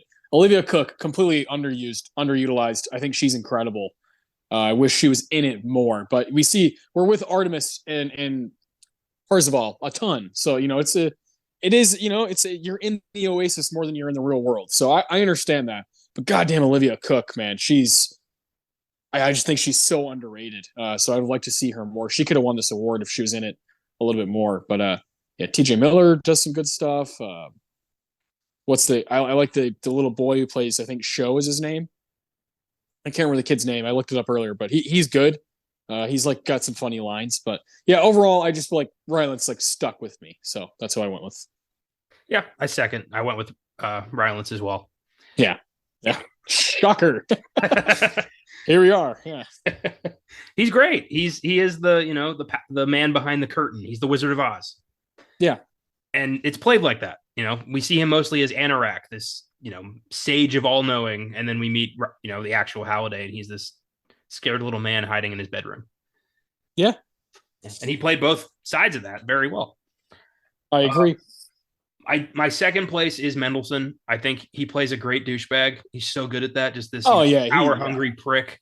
Slimy. Yeah. Yeah. Just Boss Man 69. Yeah. In the book, even more despicable, the shit he does. I do think, if this movie had been rated R, I think it would have attracted more people. I definitely would like it more. Yeah. No. Yeah. I just think I think people would be reacting a little more, hostile to certain things. More guns would be cool. I hate to just be like that guy who's like, make it more violent, but I feel like this like the what gets brought up in the story would cause fucking chaos, and violence up the ass. So yeah, I think I don't know. It appeals to younger people, right? Like when you do the PG-13 thing. Yeah. But yeah, if you do the R, your legacy might be better. I don't know. Yeah. Yeah, it's tough to navigate. Yeah, it is. It is. It's not. It doesn't strike me as a what's the word? I guess it's like a aimed at late. I don't know, late teens, early 20s. I guess is what it's aimed at. I guess because that's kind of what Wade seems like that's the age he's at. Yeah. Yeah. So I don't know. I would It's imagine. not. It's clearly not aimed at like 9 and 10-year-olds, but it's also not aimed. I don't know. But then with all the '80s shit, it's aimed at like 60-year-olds. So I don't know. I don't know. Well, the 80s pop culture, it's been passed on. It's, my parents had it, they gave it to me. So there's a wide range of a target demographic here. Yeah. And if it was R, I feel like they still would have made a lot of money. It still probably would have reached it. Like I feel like our parents' generation probably would have been more inclined to see something maybe that was R dealing with this kind of subject material. I feel like my dad, if he saw the trailer, he'd be like, "Oh, that's probably for younger people. Like I'm not gonna go see it," you know. But if he knew it was like intense '80s stuff, he'd be like, "Well, that my dad was born in '61, so he'd be like, that was literally my 20s." So I don't know. I'm not sure. Not sure what would have happened, but obviously Steven Spielberg like knows what he's doing. So Yeah, it's true. I mean, who am I to question? yeah. I mean, Yeah, here we are. America's director. Yeah, the goat for American storytelling as far as the screen goes. So yeah, can't really say he's wrong. um, with that, the John Carpenter Award, the best scene of the movie. Where'd you go? Where do you think I went? The Shining. It's the place. It's the movie that gets referenced the most that I like. So that I love really. So initially when I saw the trailer, because there's a tidbit like, oh my god, like that's The Shining, and it's like going to come to life in this movie. Initially, I was like, fuck that, like no, you can't do that. And then I watched the movie and I was like, okay, that was kind of tight, And then I watched it this past time and I was like, oh, this is my favorite part of the movie. And it had that effect of, oh my god, I want to watch The Shining. Like immediately, it was like I want to watch The Shining now. It had that on me. The Room 237 stuff is great. The blood through the elevator down, through the halls, through with H, who like has never seen The Shining because they don't like horror movies. I thought that was a good gag. It's just incredible to see it come to life, right? My favorite part of the scene though is they're outside and it's on the marquee says The Shining, and then they walk into the theater and you're in the hotel. I was like, that's such a cool cut. Like, not only are you walking to a movie theater, you're walking into the movie inside of a movie theater. I thought that was a really cool decision. Good editing. It looks pretty good. It obviously doesn't look exactly like the movie, but it looks pretty good. And yeah, I mean, I could watch that for 30 minutes. You know what I mean? So I thought that was the moment that connected to me the most. Yeah, I also went with The Shining. Yeah. I was not expecting this when I saw this the first time. I was into the movie, and then they started talking about The Shining, and then they brought the Overlook, and I'm thinking, no, are they gonna go into The Shining? And then they did, and I'm like, I didn't know you could do this. Yeah, me neither. That is so cool. I'm so glad Warner Brothers owned the rights to both of these things. Do you think Kubrick would be like cool, or would he be like, fuck this? What Kubrick liked and disliked is such a giant disconnect to who he was. I honestly think it could go either way. Yeah, me too. I think he'd be intrigued. I think he'd be, he might be like, I didn't like it, but I get why people do. I think he'd have more of an approach that you had. Yeah, and like they had like a friendship. So I think there's something cool there, and I think maybe if he were alive, Kubrick, maybe Spielberg doesn't do it. Maybe Spielberg does it as an memoriam, kind of like, hey, like if I'm going to talk about the '80s, I'm going to talk about probably the best genre movie from the 80s, So that's obviously debatable because there's so much, great action and different wacky shit from the 80s. But The Shining is this movie that has just lasted, like it's just aged so well, and every kind of cinephile like loves it. So there's no like question about it, right? Like there's so many, you know, Titanic type, 80s movies that some people are going to find divisive, like a Ready Player One. But with The Shining, it feels pretty unanimous. It's just kind of like this movie fucking rules. So it's cool that they spent the most time in The Shining. There's references out the wazoo, but they spent the most time like within a single movie or video game or whatever in The Shining. With all this, kind of wild stuff that they could have done.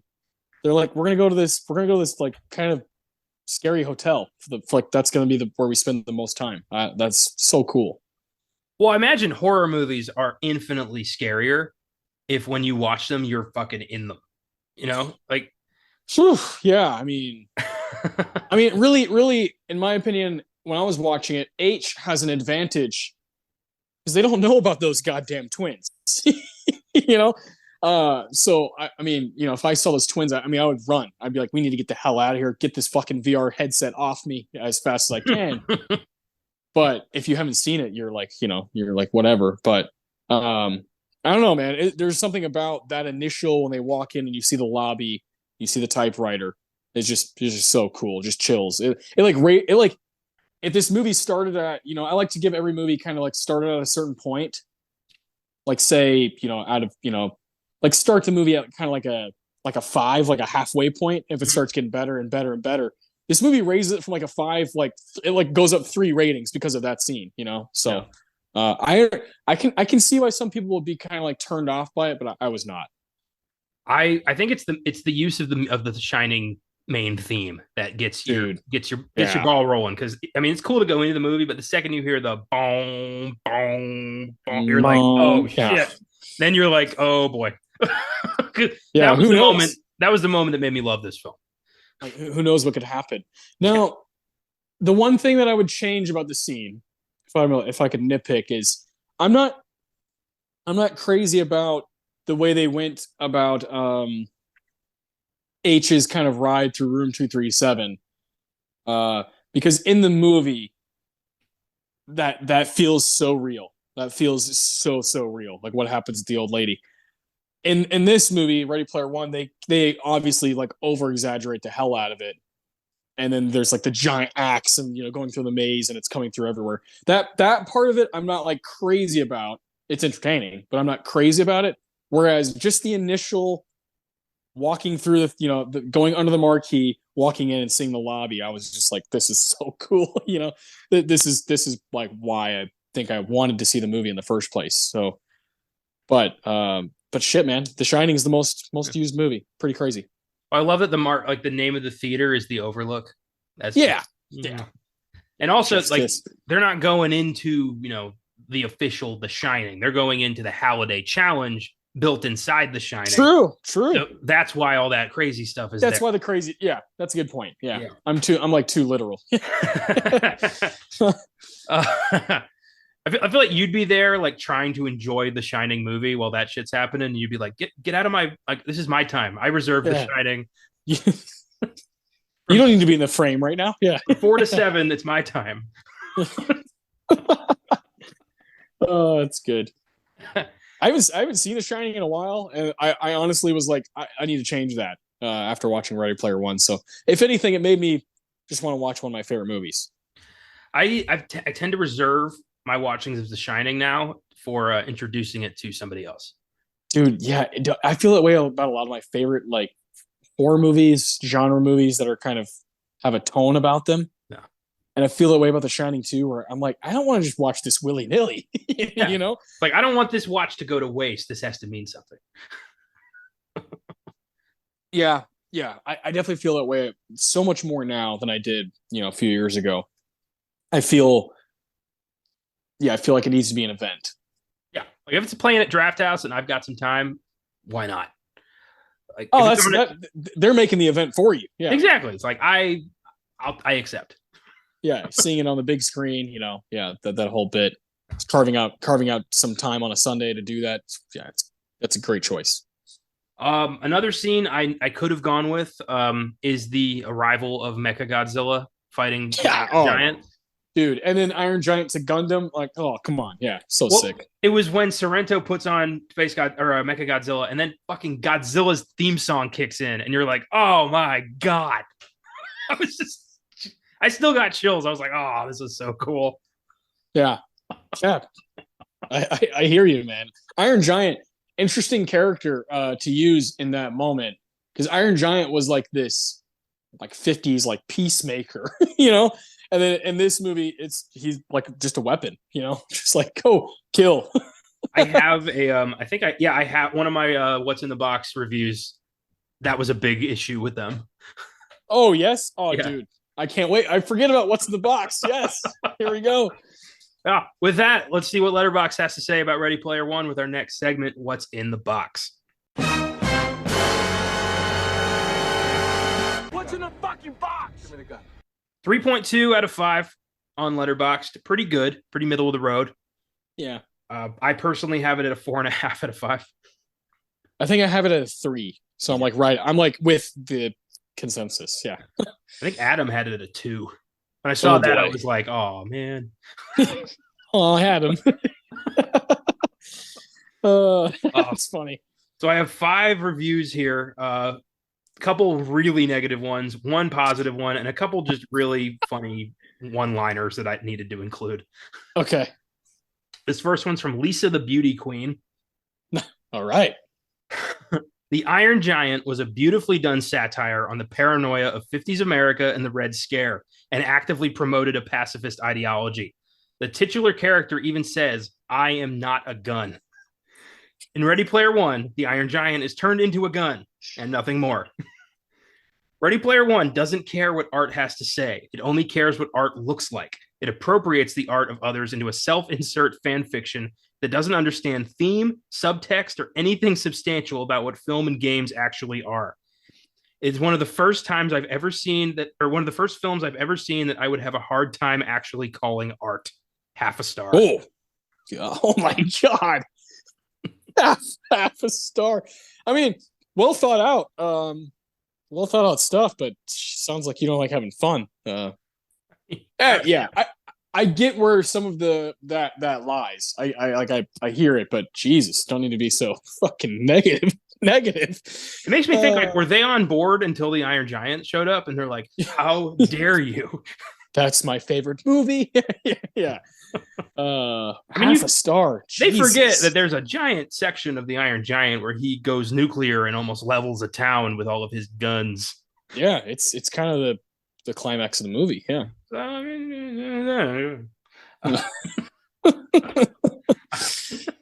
Good shit though. That's a great self-insert fan fiction. Yeah, but like we already laid out, the message here is, don't let it consume your life and try to find a balance. So like there is something to say here. Yeah. Even though it's not this super complex idea, it's still important to hear simple ideas, every now and again. Like those are the ones that can actually be applicable to life. So yeah, I get where they're coming from, but also just like, all right, maybe like stop watching the movie and don't write the review if you're just like, if you're so miserable watching it. All right, this next one's from Jake Cole. Spielberg follows up his most embarrassing serious drama with his most embarrassing blockbuster. Barely attempts to grapple with the social subtext that, in fairness, the book's author ignored entirely within his own text. Otherwise, this gives in to the insipid parade of pop culture references, including a newly crafted Kubrick riff that is so god-awful that I cannot believe he made something as respectful of that director as AI. An incel epic, 1 star. Damn, Jake. Did you read the book? Because I read the book and I picked up on the social subtext pretty easily. Oh man, Jake Cole. All right. Yeah. Unfollow. No, I'm just kidding. I'm just kidding. Oh my God. That's great. That's even like more That feels like a half-star review right there. So his Spielberg's most embarrassing serious drama, I guess that would be The Post. That was 2017. Yeah, you're right. I thought The Post was okay. It was fine. I mean, that whole I've seen better stories about that whole situation. Yeah. But like embarrassing, no. But there's nothing embarrassing about trying to do something, like trying to make something. You know what's embarrassing is when I shit my pants in 4th grade in the middle of the classroom. That's embarrassing. There's not one movie that Spielberg has made that's embarrassing. Like what have you done? Jake Cole. You know what I mean? Like, dude, like I love movies so much. I try to like at least give them the respect of they tried to make something. Sometimes it doesn't pan out. Sometimes it's not for everybody. You know what I mean? Like it's not all gonna be fucking Jaws, It's just not gonna happen. Like you said, not everything's, rainbows and fucking sunshine. Like you're some stuff's gonna be divisive. That's okay. That is okay. I'm looking through Spielberg's filmography here and trying to see like stuff I didn't like. And I guess like Empire of the Sun, I didn't really care for. It's all right. Yeah. War of the Worlds. Yeah. But that's it, really. I mean, everything else I was like, all right, pretty good. I just don't care. Like, I don't care. He's made like 50 movies. So, and like 30 of them I really, really like. So I just don't. I mean, I respect the dude for trying like over and over, being like addicted to his craft. I just appreciate it. And it just can't be easy to make banger after banger after banger. So yeah, chances are there's gonna be some that aren't for everybody, even movies that I like I just watched the Point Break remake a couple nights ago. I mean, it's bad. It's bad. But like I'm not gonna fucking rip apart everyone involved. Like they made a movie. They tried something. What have I done? What have I fucking done? I'm talking about movies on a podcast. I have no right to just be like, this is just an embarrassing piece of art. Like, no, they tried to do something. It didn't quite work out, so whatever. It is so weird when people take like a bad movie personally. Yeah, like get over yourself. Yeah. I've had movies I hated that I spent money on that I was pissed that I had spent money on it, but then I'm like, all right, next thing. Like I'm not stirring over it, constantly thinking like that was embarrassing. How dare he do that to me in my time? Exactly. Like it wasn't intended for only you. Because there's probably some fucking dads out there, like older dads who are like, Point Break remake was kind of sick, and good for them. They found something in it. I'm sure like my dad would love it because it's just full of action, so whatever. Whenever, so I see a lot of movies with my mom because she's a big movie buff and we have fun. But whenever there's something out that I don't want to like that she does not want to see, and I'm like, it'll be fun, trust me. She always reminds me that in 2004, she took me to see the Yu-Gi-Oh movie. And that's always like a checkmate. And I'm like, yeah. Fair enough. Yeah. And I'm like, well, I saw Pride and Prejudice and Zombies, so we're even. But yeah.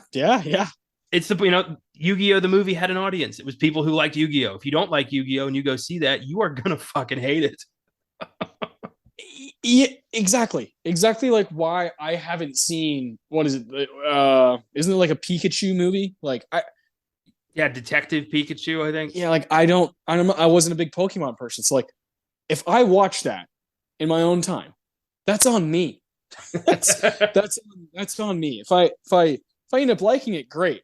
But I'm not gonna be like half a star, a piece of shit. Like it's not for me, I'm not gonna be that mean to it because I'm like miserable. So yeah, Letterboxd is really funny because there's so many people out there who are like ready to just rip stuff up. Like they're like vultures, man. They're just like, oh, you're not the greatest thing ever. Yeah, here we go. I'm gonna give you my 2 cents. So yeah, that's like one of my favorite things about this segment of the show is like I get like heated about these people that just like think that like whatever their mind likes is just like that's the standard.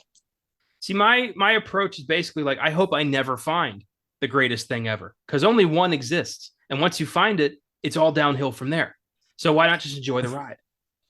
Yeah. What's funny is you probably have seen like what's the greatest to you. You're just like not admitting it. You're like, no, no, no, No, we all no. know what my greatest is. If I compared every single movie I ever saw to Back to the Future, I would be a miserable piece of shit. You can't do that. You just can't.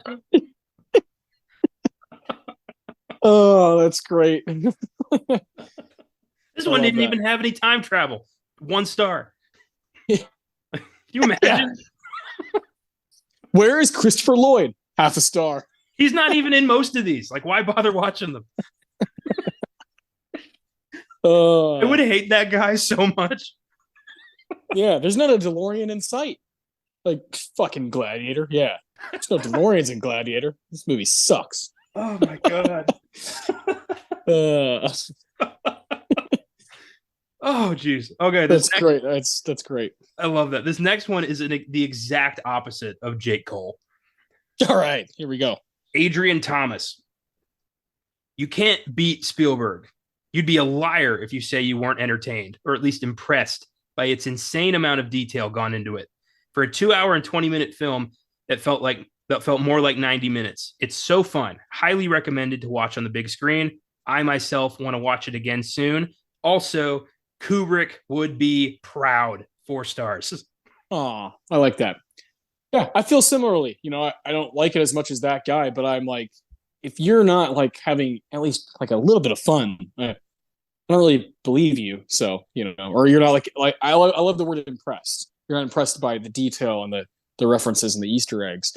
Oh yeah, this movie's not totally made for me, but I can still appreciate the things that you appreciate. You know, so yeah, I'm on board with that review. I like it. Yeah, even hypothetical alternate reality constant comparison Connor can get on board with this one because there is a DeLorean in it. So it's at least like 15% Back to the Future. Yeah, and you have for you, I know you like Mark Rylance anyway. Yeah. And you're one of the bigger Simon Pegg fans I've ever met. So there you go. You know, you're taking things that you like a lot, and you know, here you are. Yeah, exactly. And these last two are just one-liners that had me fucking rolling. This one's from Georgina. Maybe we need to start bullying nerds again. 2.5 stars.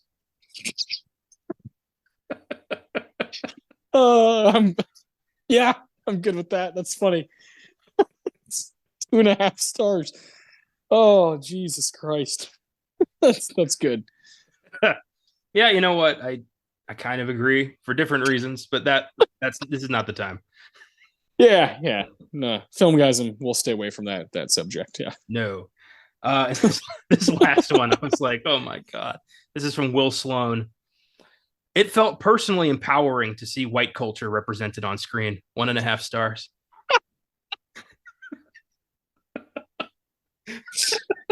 Oh, Jesus Christ. Oh, man. Oh, boy. That's pretty good. Yeah. That's pretty good. The future's looking a little pale in Ready Player One. Yeah, Halliday's not a big Run DMC guy. Oh, my God. I ain't seen any Beverly Hills Cop in there. No. No Richard Pryor. No Richard Pryor. No Eddie Murphy anywhere. Yeah. Oh boy. Jesus. That's something I was thinking about till I saw that, and I'm like, oh boy, yeah. You know what? Yeesh. Yeah. No Spike Lee. Yeah. Yeah. I mean, you know, I didn't really think about that, but that's probably why. Like, my wife's seen it, Brianna. She's just like is like, nah. She just like doesn't get it, you know. So fair enough, you know. I understand. I mean, if you're going to celebrate all of the pop culture of the 80s and leave out quite a lot of it for certain demographics, it's like you got to expect some pushback on that. Yeah, and I never really thought about it just like that review, just the way they word it. Oh, Jesus Christ! Yeah, that's funny. Yeah, another solid representation of white culture. Can't we just all enjoy that? No, we can't. Of course not. Yeah. Well, that's what's in the box. pretty middle ground film. A lot of people love it. A lot of people think it's dog shit. I love it, and it's my number 10. I saw one review I saw that I thought maybe you'd choose. It was like a 1 or 2 star. I can't remember I wish I could remember who wrote it.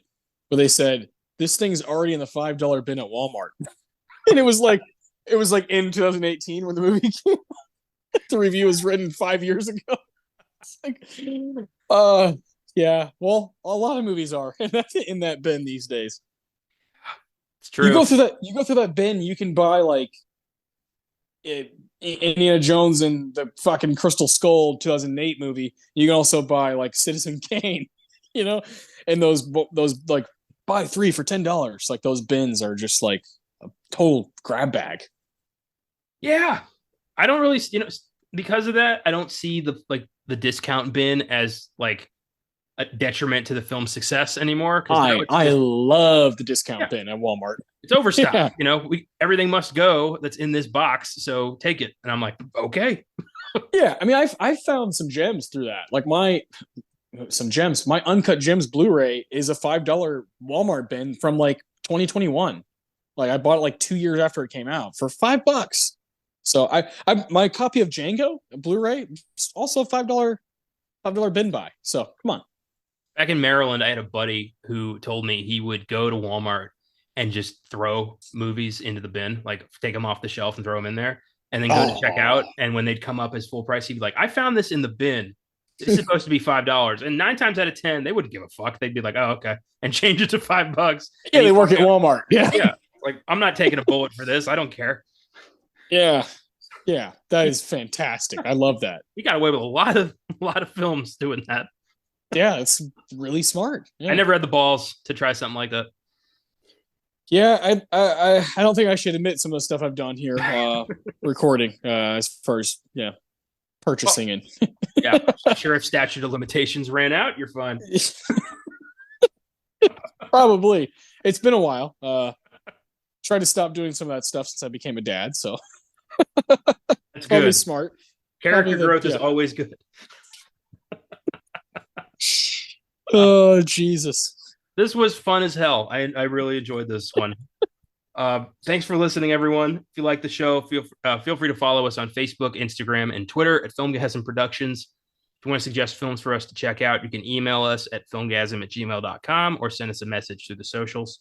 Check out our Letterboxd accounts for daily reviews. You can search for me at Connor95, and in my friends list, you can find the rest of the team.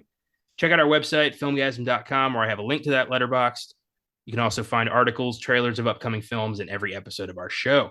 If you'd like to become a monthly donor to Filmgazm Productions, feel free to click on the link in the episode description. From there, click on support this podcast. You can choose to donate $1 a month, $5 a month, or $10 a month. We appreciate anything you feel we deserve. It all goes right back into the show. Thanks to the entire Filmgazm team for their constant friendship and contributions to the show. Thanks to Cooley Cow for our awesome theme music. And thanks to you for checking out the show. Remember not to take reality for granted, and that the real Easter eggs are the friendships we make along the way. Take it easy, keep watching movies, and we'll see you next week.